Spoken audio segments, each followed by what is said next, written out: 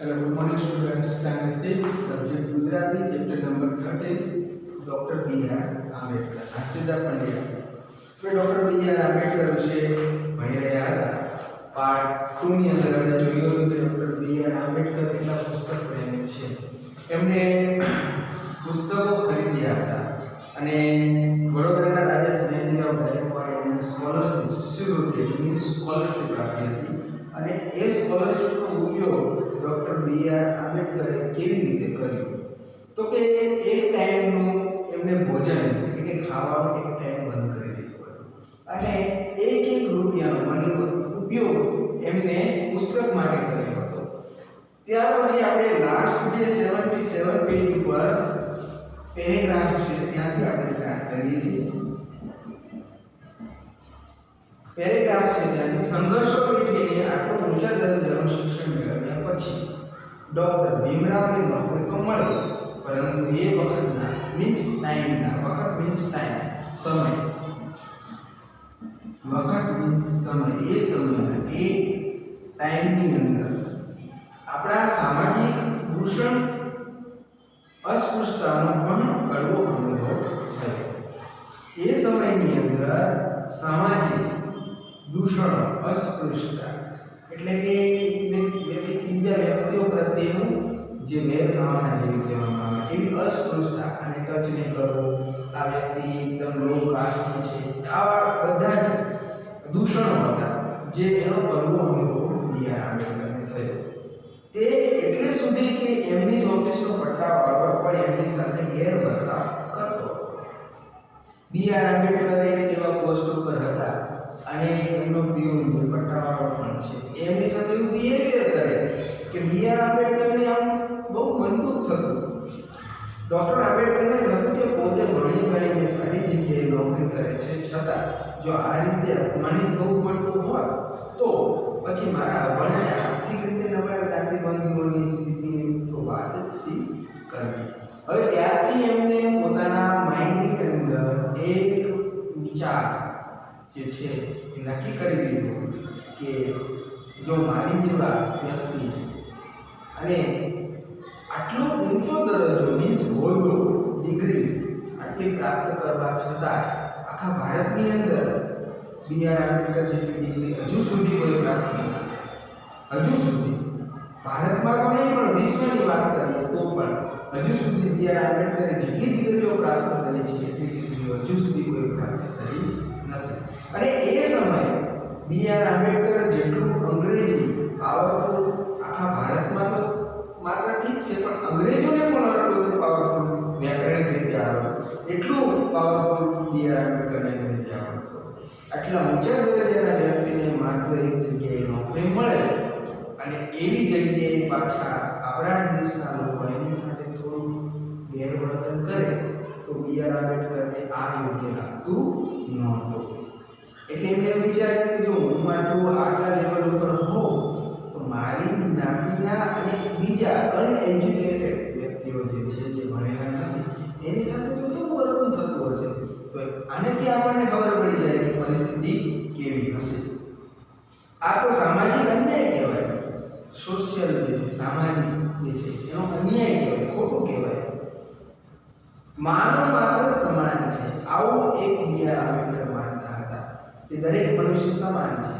જુઓ, દેશનો જ્યારે ડેવલપ કરવો હોય તો વ્યક્તિઓનું મહત્વ ધ્યાનમાં રાખવાનું હોય છે, ત્યારે કાસ્ટજમ ધ્યાનમાં રાખવાનું હોતી નથી. જો વ્યક્તિને ધ્યાનમાં રાખે કે આટલો કેપેબલ છે, આટલું માઇન્ડેડ છે, આને સમજણ પડે છે તો જ દેશનો ડેવલપ થશે.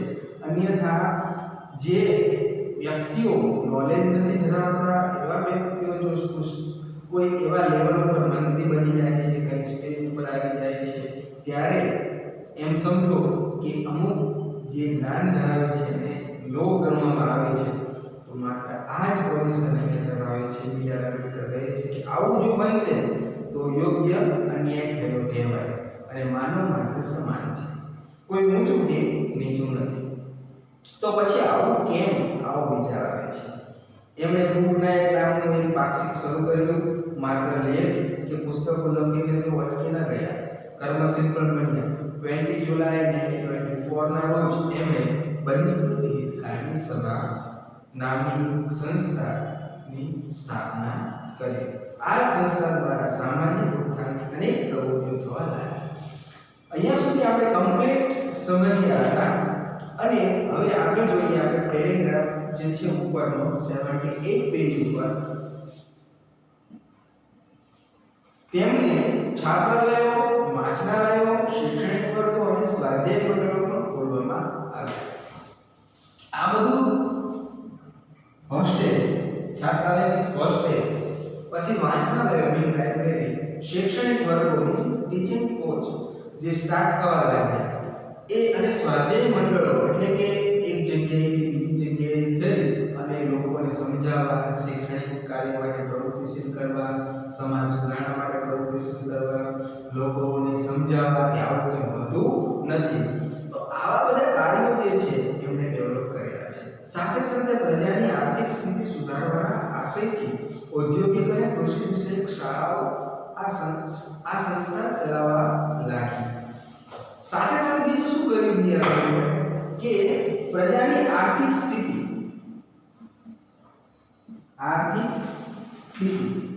જે આપણે કહીએ છીએ ઇકોનોમિક પ્રોબ્લેમ્સ હોય છે, આર્થિક સ્થિતિ, પછી ઔદ્યોગિક એટલે ઇન્ડસ્ટ્રીઝ જે છે,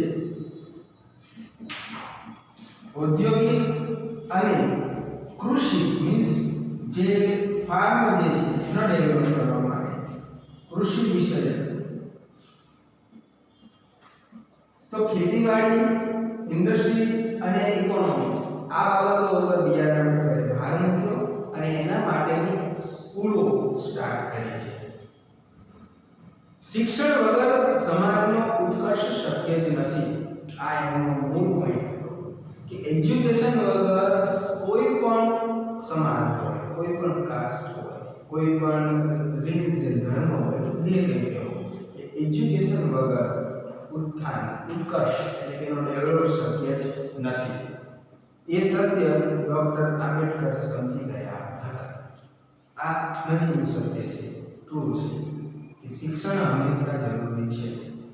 શિક્ષણ દરેક વ્યક્તિને મળવું જરૂરી છે અને દરેક વ્યક્તિને શિક્ષણ મળે તો જ એક નાના પાયામાંથી ધીરે ધીરે એક બેઝ ઊભો થશે અને એમાંથી જે કંઈ પણ તમે ગણો સમાજ, એ સમાજમાં ધીરે ધીરે શિક્ષણનો ડેવલપ થશે તો એક દિવસ આપણું ભારત દેશ શૈક્ષણિક બનશે અને એના કારણે જે મનની અંદર ખોટા વહેમો, વિચારો અને ખોટી જે વૃત્તિઓ હતી એ દૂર થશે અને દેશનો વિકાસ થશે.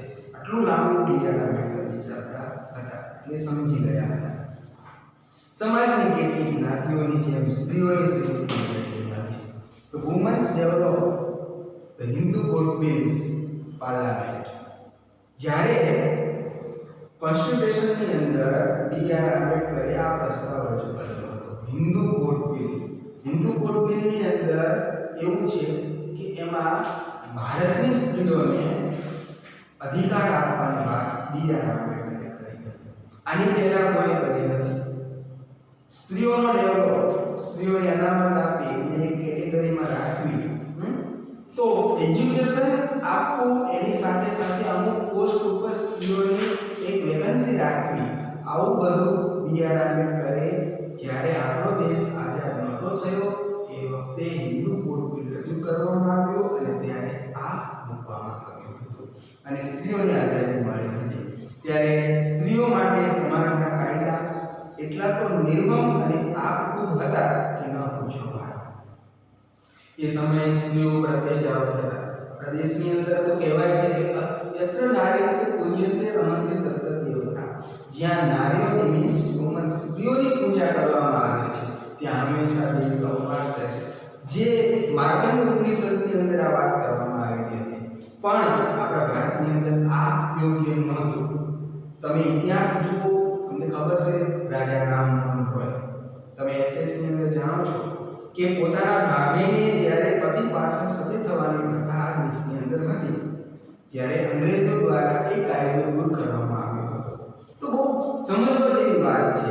આવી કુપ્રથાને દૂર કરવા માટે બી.આર. આંબેડકરે ઝુંબેશ ઉપાડ્યો.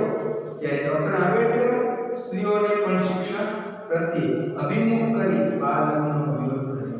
આપણા દેશની અંદર એક મોટામાં મોટું દૂષણ હતું બાળ લગ્ન. હજુ પણ ઘણી જગ્યાએ બાળ લગ્ન થાય છે. દીકરી દીકરો મીન્સ જે કોઈ સન કે ડોટર હોય નાના હોય અને એ ઉંમરમાં જ એવું નક્કી કરી નાખે કે આના લગ્ન આની સાથે કરવાના છે. પછી એ તો કેપેબલ મોટા થયા પણ ના હોય, એની અંદર કોઈ ડેવલપ પણ ના થયો હોય અને મોટા થયા પછી એ પોતાને સ્વતંત્ર છે છતાં પણ એ એના બંધનમાં આવી જતા. તો આ બધું મુક્ત કરવાનું કામ બી.આર. આંબેડકરે કર્યું છે. સ્ત્રી ઉત્થાન, બાળ લગ્ન, અસ્પૃશ્યતા દૂર કરવી, સોશિયલ ડેવલપ કરવો, આ બધા કામો બી.આર. આંબેડકરે કર્યા છે. વિધવા વિવાહનું સમર્થન પણ કર્યું છે. વિધવા વિવાહ, જે સ્ત્રીનો કોઈ હસબન્ડ છે એનો ડેથ થઈ જાય છે ત્યાર પછી એને પૂર્ણ લગ્ન કરવા એટલે પરિવાર મેરેજ કરવા એવું આપણા દેશની અંદર નોંધ એવી સંસ્કૃતિ આપણા દેશની હતી, કલ્ચર હતું કે સ્ત્રીને પછી એનું જીવન પોતે એવી જ રીતે વિતાવવું કે એ પતિ પાછળ સતી થઈ જાય અથવા તો એને પોતાના હસબન્ડ પાછળ એમનામાં જ રોકકડ કરવા અથવા તો એવી જ રીતે જીવન જીવવાનું. પણ આમાંથી મુક્તિ મેળવવાની, મુક્તિ મીન્સ એમાંથી એમને ફ્રી કરવાના અને એ ફરીવાર મેરેજ કરી શકે અને પોતાની લાઈફ સારી રીતે જીવી શકે એના માટે એમને સમર્થન કર્યું. સ્ત્રીને પણ એનો વારસા હક મેળવવો જ જોઈએ એવો આગ્રહ સેવનાર પણ અલબત્ત મીન્સ ડૉક્ટર બાબા સાહેબ આંબેડકર હતા. અહીંયા આપણે ત્યાં ઘણા બધા દૂષણો છે. આ દૂષણો દૂર કરાવ્યા છે બાબા સાહેબ. કોન્સ્ટિટ્યુશન તમે વાંચો અને બી.આર. આંબેડકરની બુકો તમે વાંચો તો એની અંદર ઘણું બધું તમને જાણવા મળશે, જેમાં સોશિયલ ડેવલપ છે, હ્યુમન ડેવલપ છે, ઇકોનોમિક છે, ઇન્ડસ્ટ્રીઝ છે, આવા ઘણા બધા કામો બી.આર. આંબેડકરે કરેલા છે. સાથે સાથે અહીંયા આપણે જોઈએ કે દીકરીઓને પ્રોત્સાહિત કરવી મીન્સ જે ડોટર છે એને પણ એનો વારસાગત હક મળવો જોઈએ. વારસાગત હક કે જે દીકરાને મળે છે પોતાના, કે આ જમીન છે, આ મકાન છે, આ સંપત્તિ છે, આ આટલી આર્થિક જે છે એ દીકરાને જ જાય, પોતાના સનને જ જાય એવું નહીં, ડોટરને પણ એનો લાભ મળવો જોઈએ. હવે બાબા સાહેબને એક સૂત્ર ગાંઠે બાંધવા જેવું છે. ગાંઠે બાંધવું એટલે શું? મનમાં ઉતારવું, માઇન્ડમાં ઉતારવા જેવું છે. કયું? એક તો છે શિક્ષિત બનો. શિક્ષિત બનો મીન્સ એજ્યુકેશન લો. સંગઠિત બનો મીન્સ યુનિટ બનો. અને સ્વાવલંબન. સ્વાવલંબન જ સાચી સહાય છે. શિક્ષિત એજ્યુકેશન મેળવો, યુનિટી બનાવો અને પોતે સેલ્ફ બનો. સાથે જાતે કંઈક કરતા શીખો, બીજા ઉપર આધાર ન રાખો. આવું એમનું સૂત્ર છે. તેઓ સ્ત્રીને સમાજનું આભૂષણ દેખાવતા. સ્ત્રીને સમાજનું આભૂષણ દેખાવતા. આભૂષણ આપણે અલગ અલગ પ્રકારના જે પહેરવેશ જે છે એ પહેરતા હોઈએ છીએ. તો સ્ત્રી છે ને એને એમ કહેવાય છે કે આભૂષણ લેખાવતા, દર્શાવતા કે સ્ત્રી છે ને પ્રકારનું આભૂષણ છે કે જે સમાજના ગર્વ સ્વરૂપ છે. આપણે આભૂષણ પહેરીએ, કોઈ નેકલેસ પહેરીએ છીએ, ક્લોથ પહેરીએ છીએ, સારા સારા કપડાઓ પહેરીએ છીએ, એનાથી આપણે કેવા લાગીએ છીએ? સુંદર દેખાઈએ છીએ. ત્યારે સ્ત્રીને આ પેજ ઉપર મૂકવામાં આવે છે કે ત્યારે સમાજ સુંદર દેખાય છે, અન્યથા સમાજ સુંદર દેખાશે નહીં, સમાજનો ડેવલપ થશે નહીં. સ્વતંત્ર ભારતમાં કાયદા પ્રધાન બનેલા બાબા સાહેબે ભારતીય સંવિધાનમાં પણ લિંગ ભેદ મીન્સ જેન્ડર ચેન્જની આપણે વાત થઈ છે કે અહીંયા કોઈ વુમન્સ છે, અહીંયા કોઈ મેન્સ છે, કોઈ લેવલમાં લેડીઝ, કોઈ લેવલમાં જેન્ટ્સ, અહીંયા એનો ભેદભાવ એ નષ્ટ કરીને નારીને ગૌરવપ્રદ સ્થાન અપાવ્યું. સ્ત્રીઓને જો આપણે ત્યાં ફર્સ્ટ લેડી પીએમ બન્યા ઇન્દિરા ગાંધી, કલ્પના ચાવલા છે આકાશમાં ગયા, અંતરિક્ષયાનમાં સુનીતા વિલિયમ્સ છે, મેડલ ગામા છે, આ ઘણી બધી સ્ત્રીઓ, કિરણ બેદી છે આઈપીએસ બન્યા. ત્યાર પછી ઘણી બધી હાલમાં પણ એવી આપણી ભારતીય નારીઓ જે છે એ ઉચ્ચ સ્થાન ઉપર છે અને એ હોદ્દાઓ ધરાવે છે, એ લેવલ ઉપર છે. આ બધું જ જો શ્રેય જતો હોય પૂરેપૂરો બી આર આંબેડકરને જાય છે. જો બી આર આંબેડકરે હિન્દુ કોડ બિલ રજૂ કર્યું ને એ સમયે ભારતના ઘણા બધા રાજનેતાઓ હતા એના વિરોધમાં હતા, પણ જો એ પાસ ના થયો હોત તો આજે પણ સ્ત્રીઓની પરિસ્થિતિ કઠિન અને દયનીય હોત, કેમ કે દુઃખદાયક ટ્રેજેડી હોત. સ્ત્રીને શિક્ષણ મેળવવાનો, સત્તા સ્થાને પહોંચવાનો, વિવાહ વિચ્છેદનો, પિતાની મિલકતના ભાગ મેળવવાનો અને પુનઃલગ્નનો અધિકાર પણ આપ્યો. આ બધા જ જે સપોર્ટ છે એ બધો જ એમને અધિકાર જે છે એ આપવામાં આવ્યો. તો કાયદાઓની સાથે સાથે બાબા સાહેબ સ્ત્રી શિક્ષણને ઉત્તેજન મળે એવી સુનિષ્ઠાથી પ્રેરાઈને વિદ્યાર્થીઓને ફી માફી અપાવી, છાત્રાલયો બાંધવા માટે વિનામૂલ્યે જગ્યા અપાવી, નિધિ એકત્ર કરીને ભોજનની વ્યવસ્થા પણ કરાવી. એટલું જ નહીં, સ્ત્રીઓને મતદાન કરવાનો અધિકાર મળે એ માટે આગ્રહ સેવનાર પણ બાબા સાહેબ જ હતા. જુઓ, વોટિંગ કરવું એ પણ સ્ત્રીઓને અધિકાર નહોતો. આ અધિકાર પણ પાછળથી સ્ત્રીઓને મળ્યો છે. પહેલા સ્ત્રીઓ વોટિંગ કરી શકતી નહોતી, મતદાન પછી સ્ત્રીઓને અધિકાર મળ્યો, સ્ત્રીઓને વોટિંગ પણ કરવાનો અધિકાર આપવામાં આવે. આ પણ એમને પૂર્વભાસ જેને કહેવામાં આવે છે કે આગળનું એમને વિચારી લીધું, બહુ આગળનું વિચાર કર્યો. અને ખબર પણ હતી કે આવું થશે, એટલે એમને બધા જ રૂલ્સ એમને જે કોન્સ્ટિટ્યુશનની અંદર છે મૂકી દીધા હતા. હવે આપણે જોઈએ કે ડોક્ટર બાબા સાહેબ પ્રખર દેશભક્ત પણ હતા અને આઝાદીના જંગમાં પણ એમની મહત્વની ભૂમિકા હતી. આમ તમે જોશો ને તો ભારતની આઝાદીની અંદર બી આર આંબેડકરનું નામ ઓછું જોવા મળે. ગાંધીજી આવે, સુભાષચંદ્ર બોઝ આવે, જવાહરલાલ નહેરુ, વલ્લભભાઈ પટેલ વગેરે વગેરે ક્રાંતિકારી બે ડિપાર્ટમેન્ટ હતા આપણા, પણ એમાં બી આર આંબેડકરનું કે સ્થાન જ નથી. તમે જોયું નહીં નામ આવે, કોઈને ખબર નથી કે એ છુપી રીતે એટલે કે એક એવા સ્ટેશનમાં એમનું નામ હતું કે જે કોઈને નહોતી ખબર કે જે મૂળ પોઈન્ટ જે છે ત્યાં હતો. એમને ખબર તો હતી કે આઝાદી મળવાની હતી, એટલે અહીંયા લખ્યું છે કે મહત્વની ભૂમિકા હતી. મહાત્મા ગાંધી સાથે પણ એમણે કાર્ય કરેલું છે. એમની સાથે વખતો વખત મીન્સ ટાઈમે મતભેદો પડવા છતાં બાપુ પ્રત્યે ડોક્ટર બાબા સાહેબને સંપૂર્ણ આદર હતો. બાબા સાહેબ આંબેડકર અને ગાંધીજી બંને વચ્ચે છે ને મતભેદ હતો. એમના બંનેના વિચારો થોડા અલગ હતા, એટલે વારંવાર એમની સાથે થોડી મેં થઈ જતી. ઘણીવાર બાબા સાહેબ આંબેડકર અને ગાંધીજી વચ્ચે ઝઘડો થઈ જતો, પણ ઝઘડો થતો એનાથી બી આર આંબેડકરને એવું નહોતું કે ગાંધીજી પ્રત્યે એમને વિરોધ હતો, આદર હતો, માન સન્માન હતું. જ્યારે ગાંધીજીનું ડેથ થયું ત્યારે બી આર આંબેડકર રડ્યા છે, અને એટલું રડ્યા છે કે એમની વાત જવા સારા ગુણો એમને લેતા હતા, એમના દુર્ગુણો જે કંઈ પણ છે એ નહોતા જોતા. એટલે માત્ર અહીંયા બાબા સાહેબ આંબેડકરના જે વિચારો છે એ અહીંયા બહુ મૂળભૂત રીતે રજૂ કરેલા છે. ડોક્ટર બાબા સાહેબ કેવળ રાજકીય આઝાદી નહોતા જંગતા, પણ ખરી આઝાદી તો આર્થિક, સામાજિક અને શૈક્ષણિક આત્મનિર્ભરતામાં છે એવું તેઓ દૃઢપણે માનતા. વિચાર પુરુષ ડોક્ટર બાબા સાહેબના જીવન પર સર્વાધિક પ્રભાવ બુદ્ધ, કબીર અને જ્યોતિબા ફૂલેનો હતો. સાચી આઝાદી કઈ તો કે આર્થિક, સોશિયલ, સામાજિક અને શૈક્ષણિક એટલે એજ્યુકેશન. આ ત્રણ એ સાચી આઝાદી છે. દરેકને આર્થિક રીતે ધંધો કરવાનો, બિઝનેસ કરવાનો હક છે. પછી એવું નહીં કે આ કાસ્ટમાં કે આ વ્યક્તિ કોઈ આ બિઝનેસ કરે, એવું નહીં. પછી સામાજિકતા, દરેક સમાજને, દરેક સોશિયલને ગમે ત્યાં ફરવા કરવાનો અને વાતચીત કરવાનો હક આપવામાં આવ્યો. શૈક્ષણિક એજ્યુકેશન મેળવવાનો હક આપવામાં આવ્યો. ત્યાર પછી એમનો પ્રભાવ ઇમ્પ્રેસ સૌથી વધારે થયેલા એ કોનાથી તો બુદ્ધ, કબીર અને જ્યોતિબા ફૂલે. જ્યોતિબા ફૂલે બહુ મહાન વ્યક્તિ છે, જેઓએ ક્રાંતિકારી કાર્ય કર્યું શિક્ષણનું સૌથી પહેલા, અને એમના પત્ની છે સાવિત્રીબાઈ ફૂલે.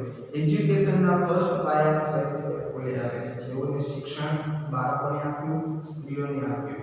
અને એમ કહેવાય છે કે કોથળાની અંદર પૂરીને સાવિત્રીબાઈ ફૂલે એ સમયે નાની બાળાઓને શિક્ષણ આપવા પોતાના ઘરે લઈ જતા, ત્યારે એમની ઉપર ગોબર, છાણ જે કંઈ પણ છે એ પણ નાખવામાં આવતું. આ બધું સહન કરીને પણ સાવિત્રીબાઈ ફૂલે એજ્યુકેશન આપ્યું છે.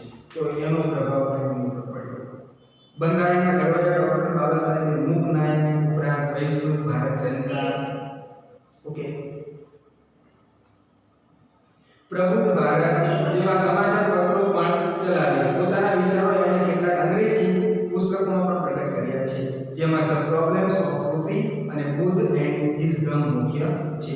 આવા મહાન દેશભક્ત દલિતો અને વંચિતોના ઉદ્ધારક, ગરીબોના મેલી અને સ્ત્રીઓના પક્ષધર ડૉક્ટર બાબા સાહેબ આંબેડકરનું દેહાવસાન 6 ડિસેમ્બર 1956 માં થયું અને પોતાના મહાન વિચારોથી તેઓ આજે પણ આપણી સાથે છે.